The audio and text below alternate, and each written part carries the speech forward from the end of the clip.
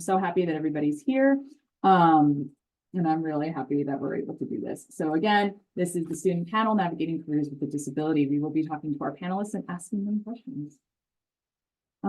With that, if this is a class assignment, please take a screenshot of this or whatever you need to do. You will be emailing me and I can sign off on that. So I will give everybody a moment for this.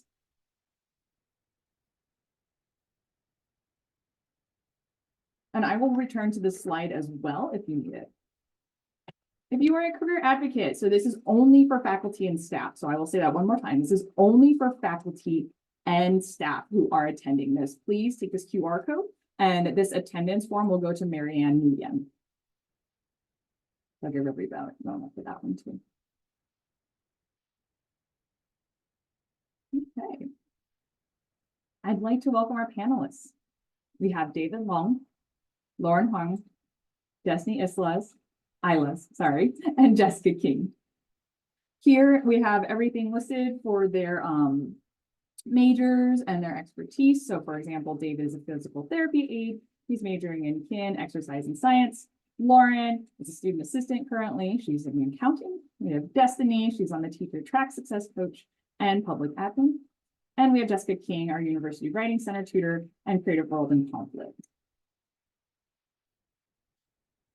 So this is one of the slides I want to share with everybody before we get started on the panel. This is the most recent data that we received from BMAC. This is from spring 2024, the disability breakdown at CSULB. This is important because this helps us understand the makeup of our disability population here. And as you can see, and I'll start with the largest sections first, 26 people, students identify as having psychological or psychiatric. We have 20% as ADHD or ADD. 16% is a temporary disability. Temporary disability can be anything from I broke my leg to pregnancy to anything else kind of like that, meaning the disability is not permanent. It can lead to permanency depending on who it is, but this is what is identified here.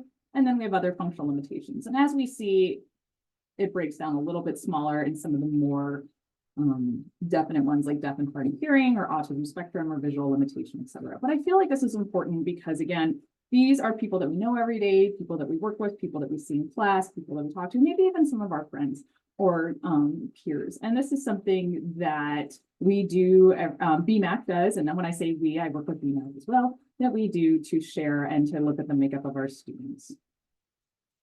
Okay, and I will share again those attendance slides. Okay. Sorry. I don't think there's anybody else in the waiting room. Excellent. So we will get into our panel. So basically what this is going to look like is I'm going to be asking our students a set of questions and I will be volleying back and forth. So I may go to David first and I may go to Destiny, back and forth, etc. I will be copying and pasting the questions in the chat as well. All right, everybody. So let's get started. I am going to kick it off with Jessica King. So the first question for Jessica, and I'm going to put this everyone in the room. Everybody will have about 2 to 3 questions. What are some techniques and skills that you use to navigate your everyday life? This could be managing time, activities, school, work, social, etc. And feel free to disclose however you would like in this and share whatever you'd like. Thank you so much, Nakia. Hi, everyone. Thank you so much for coming. I have been diagnosed with the autism spectrum, and ever since I received my diagnosis at 22, it has really helped me find the resources that I need, build a strong support system, and also advocate for myself in multiple settings. Some techniques and skills that I've adopted post-diagnosis to help me function better in the workplace and also in school settings is using my calendar, updating it very actively, creating sticky notes on my desktops with weekly to-do lists and daily to-do lists, just so I can keep myself on track. And I have also developed self-care and regulation skills so that when I am experiencing strong emotions or if I need assistance regulating my emotions, I am able to move forward and take care of myself so that I can continue functioning and achieving more goals in the future.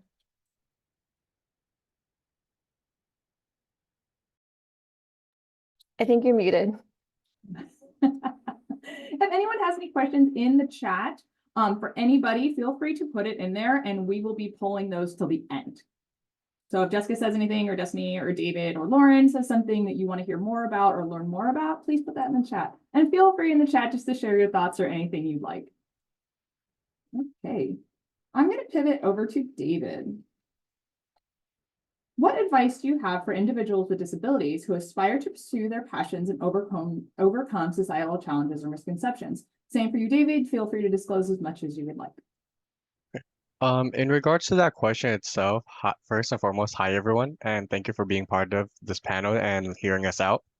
With regards to that, I want to first state that a disability, whether it's visible or invisible, isn't something that should be seen as a weakness or something that's a shortcoming, as many people would see it as. But I would rather see it as a strength to you and who you are as a person, because those with disabilities develop resilience that isn't seen in most. And I think with that, it's very inspiring to see that everyone is able to pursue and do what they want and love. I think for me, myself, after getting brain surgery, I had to relearn and redo everything that I had originally once known. And the struggle itself wasn't a easy thing, but I believe that if you are very passionate and want to do what you want to do as well as help others, like for me, I want to be a physical therapist. And the help that I received when I went through a whole year of physical therapy made me want to show others the same help that I got. And with my everyday work week, I get to do that to other patients and they thank me, and it makes me feel good that I can give back to what I got. Thank you, David. All right, I'm going to go over to Destiny. How do you embrace stigma/judgment at work living with a disability? And same for you. Disclose, share whatever you'd like. Thank you. Hi, I'm Destiny. I am a type 1 diabetic. I was diagnosed when I was 20 years old, so I entered my 20s with diabetes, and I also have anxiety, ADHD, depression is a handful, and diabetes neuropathy. So I had like a mix of health and also mental disabilities. So what I do at work is when I make mistakes, especially when I send emails, because my job I'm really communicating like virtually. I do ask, like for someone to help read my emails before I send them out. And if I do make a mistake, I kind of ask for grace and ahead of time. So I kind of give them that advisory, like, hey, I need some help. But when I do request it, and I do also ahead of time also like to ask for like times where if they could be flexible with my scheduling, just because I have multiple doctor visits that I have to go through. So I just try to give them like the transparency before I start my job, just because if you do it, if you're kind of scared, it's okay to be scared, because I was scared of telling people I was diabetic. I think it was like a year I held it. But just kind of being open and honest, because you'll get a lot of resources if you actually open up, and hopefully they're very accepting of it. And if they're not, then you explain why you shouldn't be discriminating against a disability. So I try my best to be transparent. Yeah. Thank you so much, Destiny. All right, this question is for Lauren. Same thing, Lauren. Feel free to share however, disclose however much you would like. Do your future plans and current degree require you to pursue a graduate degree? If not, are you taking extra certifications or further learning opportunities to hone your skills? All right. Hi, everyone. My name is Lauryn Hwang, and a little bit about me is that I've been diagnosed with deaf and hard of hearing when I was back in like first kindergarten. That's when it was first like discovered. So I've been kind of growing up my whole entire life with this. And in regards to the question, so I'm an accounting major, and in terms of my degree, you don't have to pursue like graduate degree or master's, but for like future plans in accountancy, I am interested in obtaining the Certified Public Accountancy License, or the CPA for short. And most accounting majors strive to usually get that once they graduate. And although this CPA is not required, most people tend to just go for it to advance their career. And in terms of the CPA, you can either you have to have a bachelor's and 150 units to get licensed. And most people either go to master's or the graduate level to obtain the extra 30 units that they need, or people can go to the community college route to get those extra units. So for me, I will not be pursuing my graduate or master's degree, but I'll be going back to community college to just get those extra units to save some extra money. And in terms of my future career, that's kind of like my set goals. Thank you. Great. And Lauren, I have a follow-up question. Can you share a bit how or if your disability has affected your career with school or just your academics? I think in terms of my disability, it just has helped me advance and stay strong in my academics. For example, I've always accommodated and reached out to professors. So I felt like just being able to accommodate and speak up for myself has just maintained my success in academics. So like what David was talking about, like we build like resilience to like our life experiences, and I feel like that's just been like a personality trait that's carried on just throughout like my whole life. That could be academics or professional. Yeah. Thank you. Okay, I'm going to go back to Jessica there. How do you plan to use your creative writing skills for disability advocacy? Did creative writing help you with your diagnosis? If so, how? Starting with the second question, I would definitely say that creative writing helped me through the diagnosis. At the time, I had gone through a lot of transitions in my life, from transferring to moving to a new job. So there was a lot of instability in my life at the time. And so when I received the diagnosis, I was not in a great state. And so to process my emotions and identify how I feel about this diagnosis through the negative aspects, I wrote a lot of poetry. I have actually started a poetry collection that I hope to publish someday, where I talk about my autistic journey from growing up misdiagnosed as neurotypical to receiving a diagnosis at a very critical time in my life. So creative writing has continued to be a very critical aspect of my life and my identity, especially since I started writing at 12 years old. Now I intend to use my skills in creative writing and other analytical skills to advocate for disability rights and awareness. On top of writing my own works and publishing them online, I am also creating new opportunities for other disabled individuals to receive publication opportunities and recognition, which will further represent the disabled community and advocate for more acceptance. Right now, with multiple partnerships on campus, I am publishing an anthology of works by BMAC students. So that's my current project among many other ones, but I wanted to highlight that one specifically since it will have concrete result by the end of the spring semester.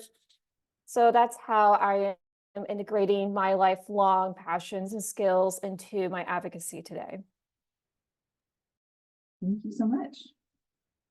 Okay, and then for those of you just joining us, feel free again, share anything in the comments, ask questions. We will poll the questions toward the end.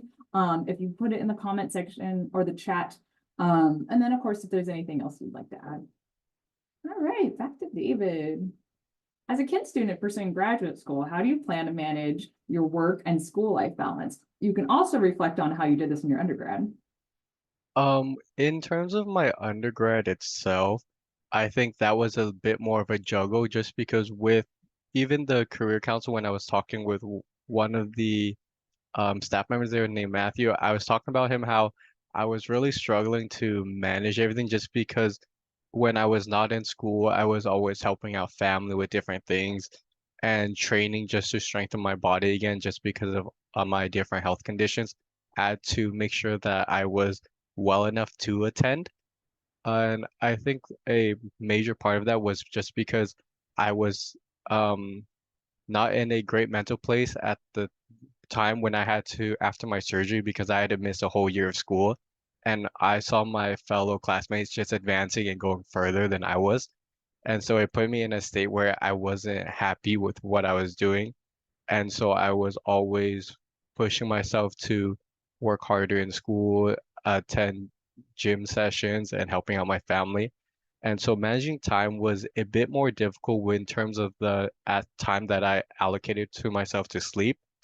But aside from lack of sleep, I was able to successfully make great connections throughout school with my professors and peers. Some of them actually helped me provide me with great opportunities of where I could seek employment, things like that. And some professors even offered ways to get me into different programs that I would be successful in. And in other than that, though, as of current right now, since I did graduate in the fall, my current time management right now is just to work up and build up my hours so that I can apply to the DPT program. And then from there, I will have to shift my schedule a bit to accommodate enough time to not only finish the DPT program, but also still help out my patients that I've created a bond with. Thank you so much, David. All right. Destiny. So Destiny's pretty active on campus, and I'm going to ask her to share some of that experience. Can you share what you have accomplished on campus to advocate for diabetes awareness and accommodations? Yeah, so I'm the president of the diabetes club here on campus, and I want to shout out Pamela, our advisor, because without her, I would have done a lot of stuff. So I want to put her name out there, but it really started off as just getting the word diabetes out there because I feel like a lot of stigma does come when talking about diabetes, and that's why I kind of hid in my disability with having diabetes for so long, because even my family at one time was judging me, and people outside of my family circle were judging me. And I just started doing presentations and kind of just talking to student host services of what we could do for resources. Because even when you go to the check-in at student host services, they didn't used to have diabetes on there. So it was more of just getting like the word out there at first when I first started back in 2021. But then actually we got sharps containers, which are like red bins where you could put sharps in, which is not just for diabetics, but anyone that does utilize sharps. We're able to get that in the USUs, and we recently actually got them in the student host services bathrooms. And hopefully we could go do that in the libraries well this year. This could be another project. But those are one of the biggest ones just because I think it helps not just people with diabetes, but even those that do utilize those medications. So we try like to build bridges and like kind of help people, not just students, but staff that are also diabetic or even family members, because in some capacity, we could be affected with diabetes and we may know. And I'm a part of the Student Health and Wellness Committee, and we're still trying to do more things to help with like, accessible diabetes education series and also resources like A1C testing and kind of guiding students to get checked or even just kind of maintaining their diabetes. But we've been doing a lot of that and just really putting a support system for students because it's very isolating with just any disability, right? With just having a disability. So I just try to create a safe space for students to just come in and even just allies because we do recruit nurses and those are interested in learning about it. And we even present to classrooms, EMT classrooms, which are emergency technicians that are probably going to see diabetics. And we actually help them like learn how to prick the finger and kind of just talk about diabetes because it is like a really common thing. So just education is like one of the biggest things, but advocacy projects is a lot that we're doing right now. Now, Destiny, you mentioned sharps. Maybe not everybody knows what that means. Can you define that some more? Yeah, so a lot of the times for diabetes, you utilize injection needles to get the insulin from the vial or from like the quick pens, and you do need a needle to put on top of the actual injection site, so you could insert it through that. So a lot of times when you do use the actual medications, you have to dispose of the sharp, which is like a needle, so like the ones that you draw blood from, and you could also put, medications through that and you dispose of it safely because if you put it like in a regular trash can, you could probably poke somebody, or if you're doing at one time I did throw in the toilet because there was like no way that I had, it was really bad. It was just really kind of helping for accessibility so no one gets hurt and also just like, it's disposed correctly how it should be. Thank you so much. Okay. So Lauren, so I have a question. can you share more of how you gained your work/life experience? How has your disability affected this success? For those of you who don't know, Lauren is a part of a couple of sorority chapters. She's traveled abroad. She's done a couple other things. Can you please expand on that experience? Yes. Okay. So like Nakia had just mentioned, I'm currently a student assistant for the Bob Murphy Access Center, and I'm also in the treasury position of one of our accounting organizations at Cal State Long Beach called Beta Alpha Psi and Accounting Society. And I've also done a study abroad to Thailand this past summer, and I've just been trying to do the most I can in these like last couple of years because I'm also a transfer student, so I felt like my time at Long Beach is a little shorter and limited as opposed to someone who came in for the first full 4 years. But I think gaining the balance of like work life experiences is just like first you have to do it and you just put yourself out there. I think a lot of the time is like when I transferred, I was just like, I took initiative to be like, I want to do this, this, and this. And I think that's when I learned like what my limits were and how much I can like spread myself out. So like my first couple of years or first couple of semesters, I only was just like a basic member to some of the organizations and I showed up as much as I could, not all of the time. But then I realized like with the classes on top of that, I was just like, okay, like I'm figuring out like maybe next semester I can try to put myself out there a little bit more. And that's when I gained more skills and understanding of myself and how much I could just like balance between schoolwork and just extra club activities. And then my disability on top of this has just impacted like I would say more so like relationships that I've built with people in all of these organizations and experiences that I've gone through. I think compassion is one of the things that like affected my success. Like people when I've also just felt hesitant to disclose like, oh, like sorry, I have a hard time hearing you because I feel like it's a little different because I attach that to my disability. So it's like no, it's like I feel like I'm stigmatizing myself in a way, but I think a lot of the times like when I do make that like vulnerable step to be like, hi, like can you like, look at me when you talk and just like be slow with like your words. I think that like brings more awareness to like the people I work with and just like peers. So like compassion and just like continuously advocating for myself and gaining confidence is how my disability has just impacted like the way like I want to like put myself out there and take initiative and advance my career. Thank you so much. I do have a follow-up with that. And I know some of you guys are transfers as well. Where did you transfer from? I transferred from the Bay Area, a small college called College of San Mateo. Oh, okay, great. And then with that question, I'll throw that to everybody. Destiny, I don't know if you're a transfer student or not, but I definitely know Jessica and David are. So I'll toss that to everyone. Where did you transfer from? Yeah, I transferred from Cerritos Community College in 2020, so it was a really weird transfer experience. David or Jessica, you can hop in. For me, I transferred in from Cypress College, and I think transferred in about a year and a half ago. But I prioritized just finishing school just because my family wasn't in the best financial situation. So I was just trying to get the classes done, which I was able to, but I don't think I got to actually experience Long Beach as I would have liked. Really funny because I also went to Cypress College for a couple of years, but I transferred from Fullerton College. Thank you so much. I know that there may be some transfers in here, and I have noticed that transfers are abundant, and I think that's wonderful. Thank you for sharing where you've come from and some of that experience with that. All right, I'm going to jump back to Jessica. And again, those of you who've just joined, I will show at the end attendance slide if needed, faculty career advocate slide if needed, and then please feel free to ask anything in the chat or say anything. Okay, so Jessica, How have you been able to manage multiple jobs and participate on campus while exploring your diagnosis? I get asked that a lot. And I always joke that I'll let you know when I figure that out. I think my biggest theory, along with my therapist, who I've worked with for the past 3 years, is a combination of being an overachiever. I'm very passionate about education. I'm very passionate about creative writing. I also have anxiety and this expectation placed on myself to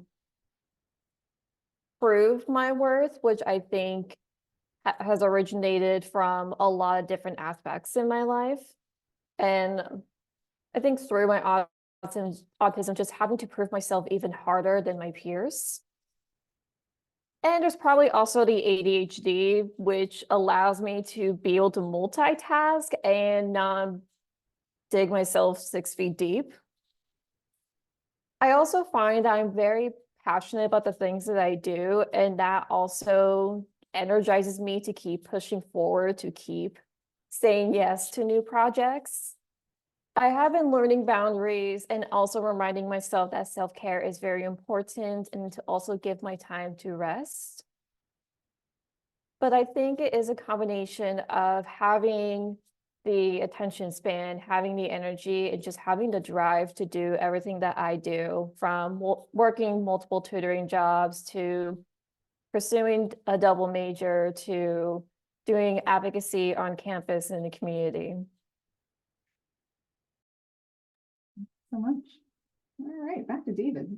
Can you share a personal experience that ignited or reinforced your passion, whether it's related to your career, hobbies, or a cause you deeply care about? For me, at least through most of school, I've always done something physical. Like in high school, I was part of multiple different dance groups and teams where we performed. And then after that, I was training not just myself, but friends who were interested in bettering themselves. And with that, I think after my getting my surgery and everything, I was at a like I fell into a stupor of sorts. And so through that, I trained harder to get back to at least 80% of what I was before. And I think I've slowly accomplished that. And I think something that a personal experience that has at least made me reinforce my passion for working out as well as helping others is just yesterday, actually, I was helping out with some patients and they sincerely like talked to me about how they used to be, like how their physicality used to be. And after working with them and finishing up their physical therapy session, they took a moment to just say thank you to me. And it really made me feel good about the work that I was able to do for them.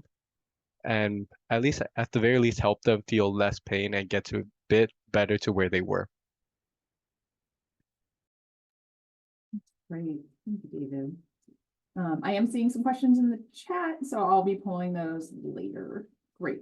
Okay, back to Destiny. So you already touched on this a bit more. So I'll ask if you can expand a bit more. And then an extra question I have for you is so the first question is, what inspired you to be an advocate for disabilities? How did you go about contacting everybody for all of your initiatives on campus? Yeah, so I know at first I did struggle with student health services at first. It just really depends on what person you talk to and how much someone understands a disability, because I think they could be in a really great position to help, but I think if they don't understand the disability, it's really hard. So I try navigating to like people that maybe have some experience with just even working people with disabilities. So my club advisor, Pamela, does a lot like within the faculty range. So she tries to reach out to faculty that either have diabetes or even know about, the health sector.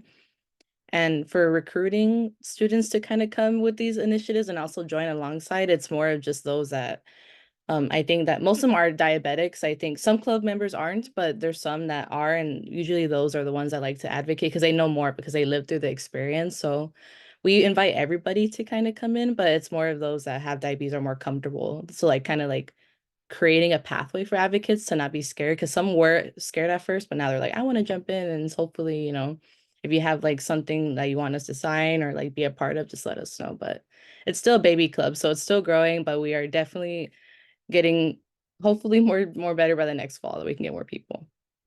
Hopefully that answered your question, but I think I went like a different direction. You're fine, thank you. Fun fact, I met Destiny at a week of welcome. I don't remember if it was spring or winter. I don't remember. Or I think it's fall. probably fall. I think so. Okay. Yeah, so that's like one way I've seen Destiny on campus for sure. Like, you know, just kind of spreading the good word there. All right. So then Lauren, I'm going to ask more about your studying abroad. Have you thought about studying or working abroad? If so, do you have any goals for disability awareness beyond the United States? So that's a really great question. I do wish I had more time so I could study abroad more, but I'm not too sure if I can. But in terms of working abroad, I have thought of that, and I know like the career path I'm going to for accounting, there's definitely opportunity to work abroad, and I don't know too much about like the like disability support scene in like the abroad foreign situations, but I would definitely reach out to my HR and like find out more. And I would just want to see what's being done wherever I work, if I do work in any places abroad. I feel like I'm very open to many experiences both in like Europe or the Asian side of the world, but that's just like something I'm interested in, but I'm not too sure how like likely it'll play out. But Absolutely. All right. So with that, I have asked everybody their targeted questions. And I would like to ask everybody in the panel here, what inspired you to choose your major and how do you envision using this in your careers? And with that, if and how would you incorporate disability awareness? So this is a question to all panelists. We'll go back in the same order. So we'll go Jessica, David, Destiny, and Lauren.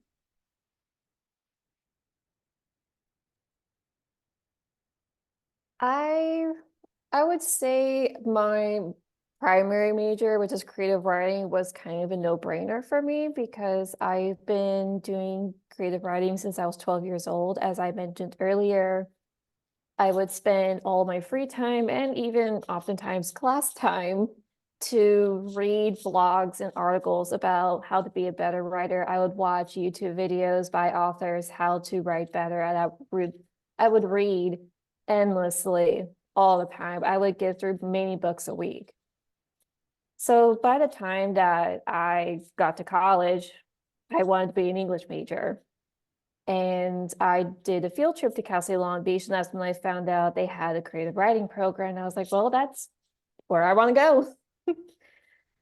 So it was very much destined for me in a way.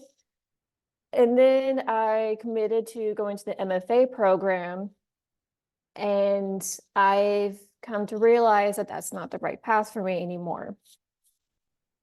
Now, Nakia and I have been conversing about this quite a few times recently about what I want to do post-graduation. Where do I want to go for a graduate school? What career do I want? How do I want to implement my skills into whatever path I go to? And that's when I realized that as creative writing will always be a part of me, and I will always be a writer. I will always continue publishing, but I am really determined to follow my purpose of disability advocacy. And so I will be using the double major of creative writing and comparative world literature to continue advocating for disabled individuals, especially for those in the college experience. And I hope to continue increasing accessibility at different campuses and using the creative works to help the students advocate for themselves as well. So that is a very much a summary of what I like to do. I always envision more projects. I'm always trying to create new ideas and also receive suggestions from others. So it'll be very hard to describe in detail what my future is going to look like, but ultimately those are my aspirations. Can you share what graduate programs you're looking at? I am currently looking at the Masters of Arts in Equity, Education, and Social Justice that is offered through the College of Education on campus. Thank you. Same question to David. For myself, I think what inspired me to choose my major was a bit different.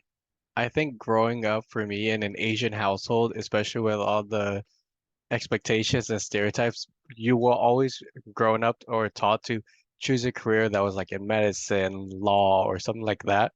And I think that was my original career path because when I initially went to college, my major was for biochemistry because I wanted to pursue a career to, make my parents happy while doing a job that helps people because I always wanted to be in a field where I can help people. It wasn't about necessarily making money, but just helping others.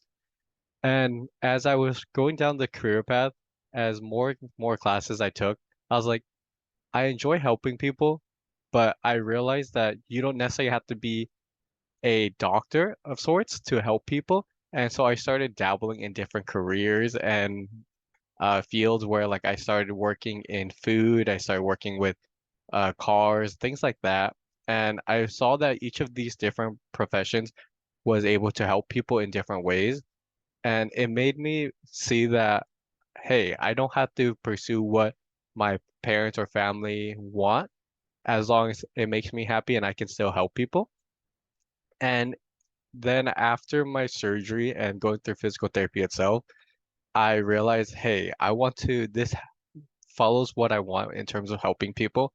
And it's something that I enjoy doing because I've always enjoyed working out and teaching others how to work out, like with my friends and others. And so that's how I chose my major of kinesiology with exercise science, especially because in exercise science, we learn not just anatomy, but also biomechanics and how to apply that to creating people's workout programs to better help whatever condition or goal that they may have. And I think I'm going to use that knowledge as I've already been to not only learn more from the different physical therapists at my clinic, but also the occupational therapists that have been teaching me how to provide more than just the exercise stuff. They've been teaching me how to better stretch them, massage them, things like that, just so that we can alleviate their pains and symptoms. And as of current, I don't know how I would incorporate that into disability awareness, but I would love to get more resources and learn how to better help out. Thank you so much. Destiny.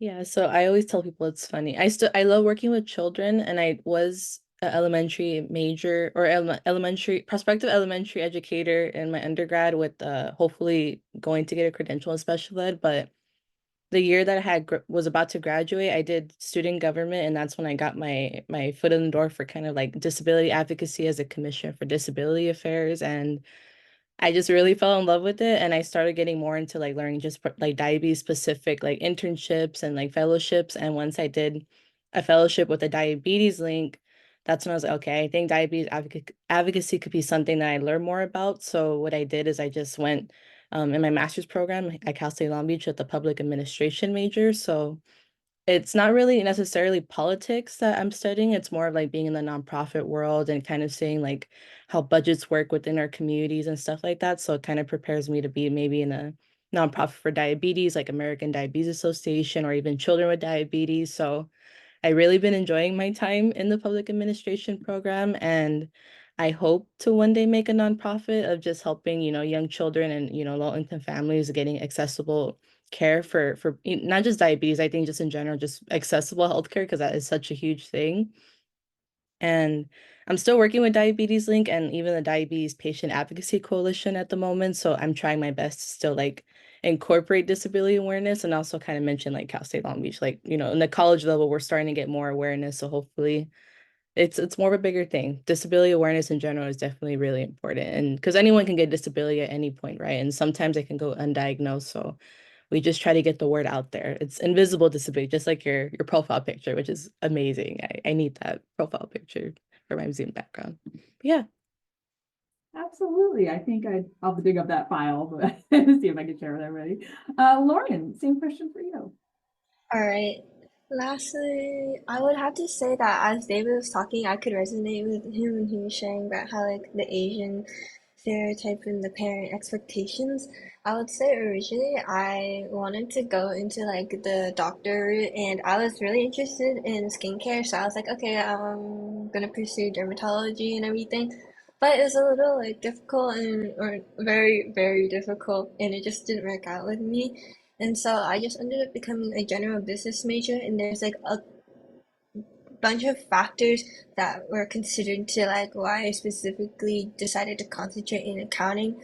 I think one of the main things was like job stability, and also if I couldn't do like the doctor route, I was like, okay, I'll just do like the hard business route. So I know a lot of people like don't really like accounting and they like dread it, and when you tell them, oh, I'm majoring in accounting, they're like, oh, okay. But I would just say like being able to do what like a lot of people find like difficult is very like rewarding. And I'd say like, you know, on top of like my disability, I would just say like if I can do this like with my disability, it makes me feel like a very proud and like a sense of achievement.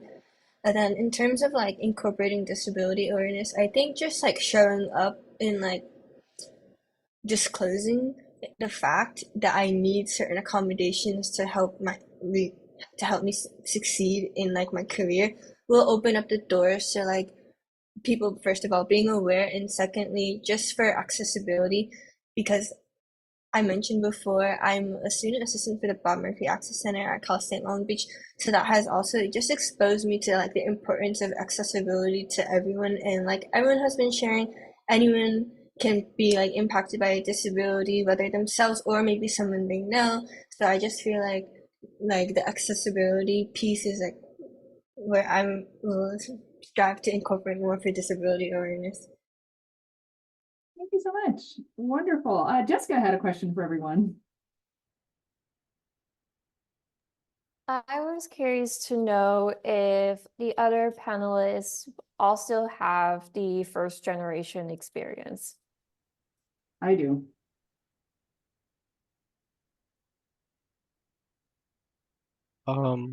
If you are referring to first generation as in like being the first in your family to do it, yes, just because although I'm not the oldest, I am the first to go into college for my family as well as finish college. So it's definitely a lot of pressure because although I'm not the oldest, I'm expected to help all my other siblings go through it.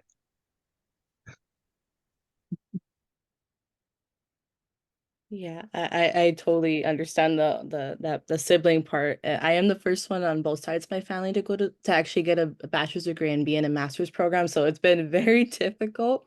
I didn't navigate it alone. I did have some help with mentors, but it was definitely especially having disabilities, it's even more complex, I think, when you talk about first gen and disabilities. But I think me being a first gen, it makes me a little bit, more open to like mistakes because I made so many mistakes. So I think it does build character and it helps other students when like your siblings or your family that do want to go to college. So that was a good question. It's really, really good to know that. Lauren? Unfortunately, but like I'm not a first gen. My mom was able to get her bachelor's, and then I have an older sister who was able to get her bachelor's degree as well. But like Dustin was saying, I think like with our disability, it like changes the experience. So I would say in terms of that, like that was like a lot of like collaboration with my mom. I would say she was able to help guide me in just like the regular college route, but like I think I had to do more a lot of advocating for myself on like the disability and with her like in the back or sitting next to me or something, for extra support and stuff like that. And Jessica, same question to you. So I am also a first generation student. I did the entire college experience by myself. I did the application, I applied for financial aid. I did everything by myself because my parents they did a few years of college in their early 20s, but they didn't finish their education. I believe my mom only pursued a certificate and my father had dropped out, to my knowledge. I don't know. I have complicated relationships with both sides of my family, but I completed the experience by myself. And fortunately, I learned how to find resources to help me through the college journey. But the reason I wanted to ask is because I feel that we talk about first generation students and we're learning to talk more about disabled students. But I think there's also the intersectionality of being a first generation disabled student. And I just wanted to take the hopeful opportunity to talk about those experiences as well. Thank you. No, great. And I love the diversity here. And Lauren, to touch on yours, we are looking at redefining first generation because maybe our parents went to college many moons ago and things have changed. So we're kind of looking at that as well. Is first generation really just the first person to go into it, or is it removed, et cetera, and what that looks like now? But thank you everybody for sharing. I'm seeing some questions in the chat. Before I answer this one for myself, thank you, David. David, you have a question. This question is for David. Going back to the question about balancing work and school life, would you say you focused on one thing at a time or accomplished things that way? In terms of the question itself, I was able to accomplish different things, although I did have to sacrifice some. I think with a disability of any sort or any kind, you'll never always be able to put sole focus on one thing or another unless you have the support of your family and others. And I think with me being first generation and having to do most things for myself and my family, since as of for the most part growing up, it was either my dad or I or the both of us providing for the entire family. I had to do a series of multiple things at a time. But if you are able to get the support of others and focus on one thing, I would definitely say focus on school and enjoy the experience of it, you know? I wish I could go back and thoroughly enjoy the experience, but with everyone having different situations and circumstances growing up, you make do with what you have and make the best of it. Thank you, David. Would anybody else like to platform off of that? And that's from Chloe. Thank you, Chloe. Yeah, that was a good point that you said, everyone has certain responsibilities to uphold. So especially family, some cultures and some people have to really focus on family and putting that first before your education. So really be graceful with yourself, with everybody in the call. I think that's really important. So sometimes you might not be able to live an experience or you miss out. But things happen for you and sometimes, and there's people to support you during the process. So you'll get through every complication you face and all hardships you'll get through. Anyone else in the panel want to jump in? I feel like I can't really answer the question because I focused on a lot of things at the same time. I guess I can touch on it a little bit through a different perspective. I would say that if you do have obligations that take a higher priority in your life, then focus on those. Everything else can wait. Focus on yourself and your loved ones if they're there to support you, and make sure that your well-being is taken care of, because school can wait 1 or 2 semesters. It will always be there.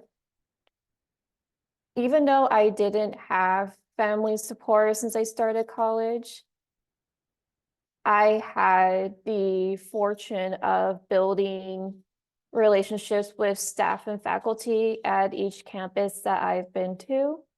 And so I, in a way, have built my family through there. And with their support and resources, I've been able to essentially leave behind a blaze everywhere I go, because I really enjoy pursuing multiple opportunities and I have the capacity to focus on multiple things at once.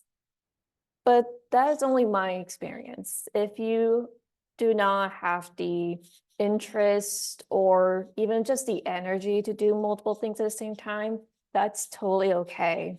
You do not need to be you don't need to be a trendsetter for everyone else. Do what's best for you.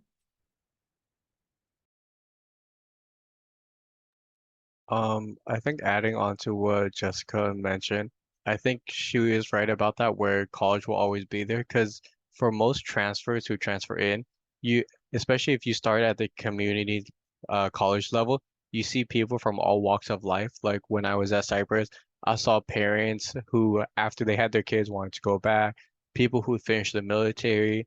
I even had some classmates who part of their our classes who had to tell their life story, and they talked about how for the majority of their life they were homeless and they wanted to make a difference and go back to college and change their life. So definitely, like, if you have other priorities like Jessica mentioned, focus on what you gotta do, because college will always be there and the education will always be there. Especially with this new age of technology we have, you don't necessarily need college itself to learn different things. You can always learn things on social media with YouTube and everything else. Everything the resources are always available. You just have to be willing to look for it.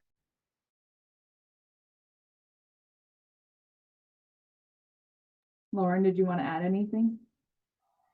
I don't have like anything specific to add to like any specific questions, but something that was coming to mind as I was listening to everyone talk was just like some experiences that I've been through recently, or just like being able to like disclose my disability and just like my experiences to the people I've been working with. Because like last year and especially like during fall semester of 2023, I felt like I was getting like frustrated with the people I started to work with and go to these clubs, because like I was just like having this like experience of like specifically like I couldn't hear them, and like it was just creating a bunch of like barriers and like all these little things, and I was getting assigned tasks that were like very like not easy for me to perform under like certain situations, especially noisy situations, and I couldn't hear like certain people. So like once I finally like spoke up, they're like, "Oh, okay," and it just like once they knew, like it made my life a lot easier this semester, and I feel like it also built like camaraderie too, because then they became more like empathetic to my situation. They became more like accommodating just to like be able to like communicate and have a conversation with me.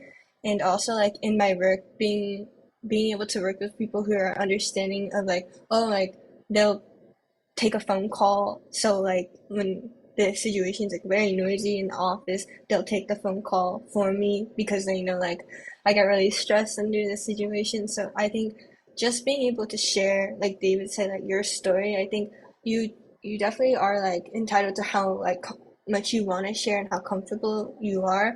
But once you do like lean on the people around you for support and taking that first step, it's scary, but like I feel like once you are able to do that, it definitely like changes how you can go about the situation you're in. And I feel like for me, finally being able to be comfortable sharing, it has helped me in more beneficial ways than I thought. Thank you so much. Really quick, I did get a question for myself. Could you share why you wanted to work on this program and others who have a disability? Well, as stated, I personally have an invisible disability. I do have depression and insomnia, and I actually was not diagnosed until I was 38 years old. I will be 39 in April. So I knew I'd always had it my whole life, but I never had a formal diagnosis. And it was one of those things that actually this position, this job here really helped me out to go, you know what, I should pursue this diagnosis. And I'm Nakia Pennell. I'm the Workability 4 coordinator here on campus. I am housed in Brotman Hall with the Career Development Center. This is why it's brought to you by the CDC. I work with BMAC and also the Department of Rehabilitation. And I support all of our students who sign up for the program who have a disability in gaining career insight, overall career outlook, and the ultimate goal is to support the students in getting and participants in getting a job after graduation, even during school, part-time, whatever it may be, in their field / industry of choice. What inspired me to work in this program? Prior to this, I taught for 17 years in creative writing and English, all grades, all ages. And I worked with a lot of students with disabilities, and I worked in a lot of Title I schools. And I related and I was like, I feel this and I understand what you're going through. Maybe not to 100% of the extent, but I want to help. And I love mentoring. I love helping. I love counseling. I love all these things. They mean a lot to me. Fun fact, my degrees are not in this. I have an English and comparative undergraduate degree from UC Santa Barbara, and I have an English master's from Chapman. So it's kind of one of those funny things where it all kind of fell together. I was teaching and it was just coming all together. And then I worked at the Orange County School of the Arts and started working in their disabilities program based on my experience. And I was like, oh my gosh, like this is something that means so much to me. Not knowing my formal diagnosis was always like, yeah, I'm depressed. I can't sleep. You know, it was never like, this is actually what you have. So furthermore, I've just really enjoyed this work. And this is something that I was talking to Jessica about, and I was like, I want to do a workshop. We did the employer one where we have employers talk about hiring for disabilities, et cetera. But I was like, I want to feature students. And Jessica and I met a bunch of times and figured this out. And then with the collaboration with David, Lauren, and Destiny, we came up with questions. We were going back and forth. I appreciate all your all's time and everything and all the work that you put into this. This is something I would love to make, again, concurrent in the future. And I'll be looking forward to the next semester as well for this. So with that, I don't want to wax and wane on myself. If there's anybody else who wants to put anything else in the chat, please feel free. Unmute yourself if you're comfortable with that too. So far, we have not had any other questions. In the meantime, I will be sharing my screen with the other information that I spoke about.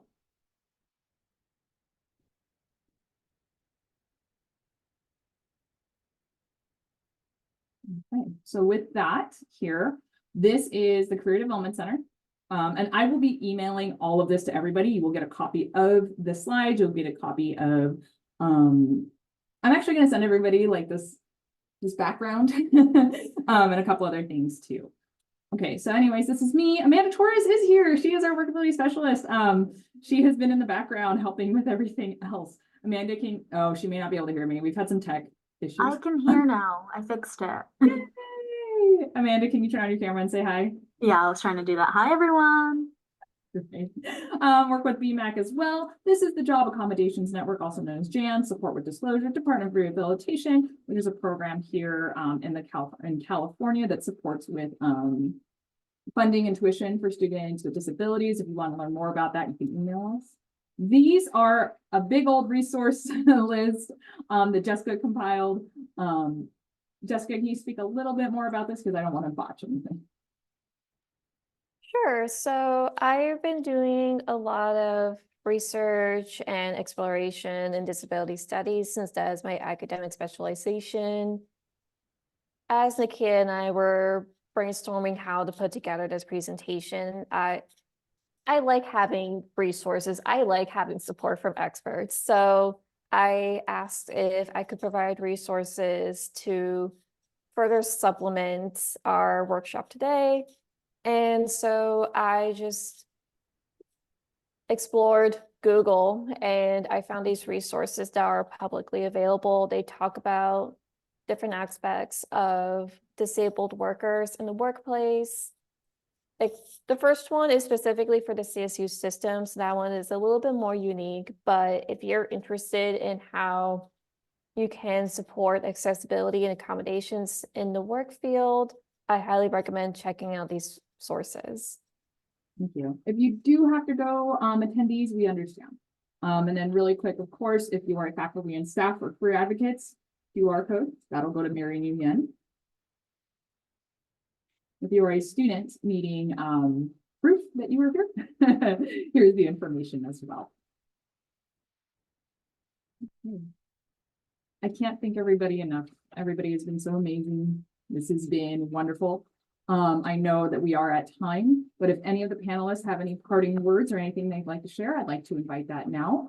And we could just start in the order that we were. So it'd be Jessica, David, Destiny, and Lauren. If you don't have anything to say, that's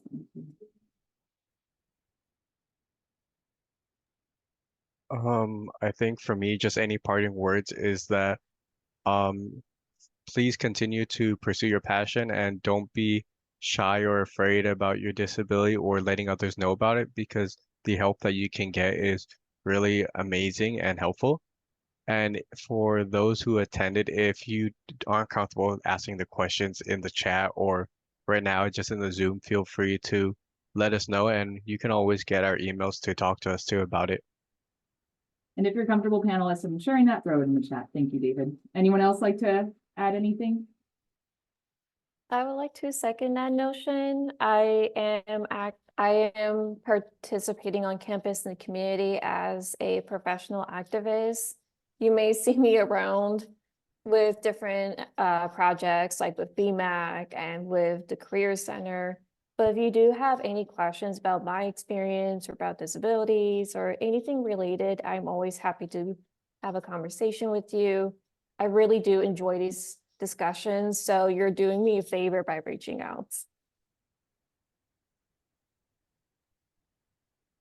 I think I have somewhat parting words, but anyone living with a disability, really embrace who you are. Don't ever feel like you're afraid to be out there, because little do you know, you're actually inspiring people to continue, within the communities that we have within the disabled community. And we kind of build like pathways to help each other. So like we're building like a safe space for everyone to live, and also like, hey, like, we're people at the end of the day. We're not defined by our disability, but we could, live a little bit differently, but that different is not always a bad thing. So we can make the best out of it when we all work together. So yeah, amazing panelists, and shout out to Jessica, because I met her through the bridge that we created from the diabetes link. So it does help when we do advocacy things, because we make such a big family. My heart is very much with Diabetes Link. I am very grateful to be an ally for diabetics on campus. And then I just want to add in quickly saying thank you everyone for coming, and yeah, just be yourself, and thank you. Thank you, everybody. And I know it's that time. I so appreciate everybody and all the attendance and participation that we had.